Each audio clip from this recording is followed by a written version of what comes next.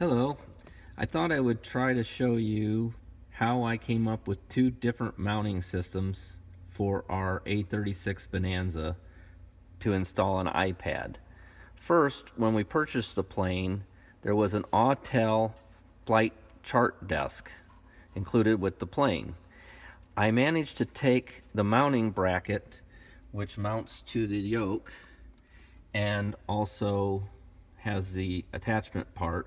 I mounted to a RAM roller mount, and very simply you can just take the mount and slide it in, and a quick twist of the thumb screw and it's nice and tight, holds the mount and lets me have some adjustment.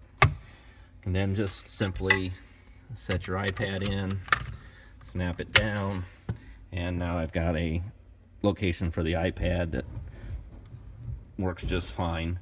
However, when I do that, I have to reach the controls underneath the iPad, and sometimes it interferes with my arm. And also from the pilot's seat, you have to duck to be able to see the gear lights. So I wasn't real impressed with it, but I did like the fact that it was easy to remove and get out of my way.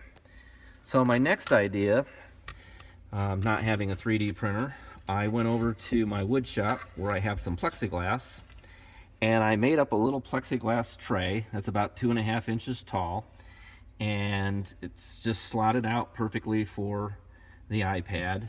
On the back, I mounted a synthetic piece of lumber that's PVC glued on, and then I installed a bolt threaded up into the block, which is slightly bigger in diameter than the hole for the gust lock. I then ground the threads down so that they would fit into the gust lock, and now I have a tray that I can just simply set into the gust lock hole, but does not interfere with the yoke movement.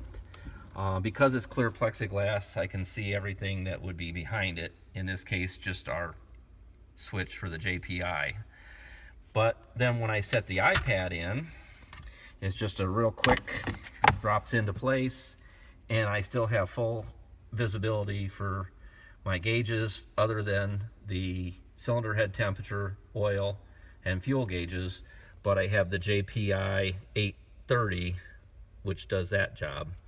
This allows me to have full access to my throttle and prop controls, and also perfect visibility for the gear lights.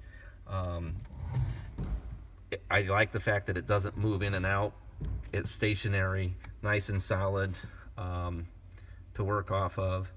And because it's vertical, I really get no glare on the screen. So just an idea I had.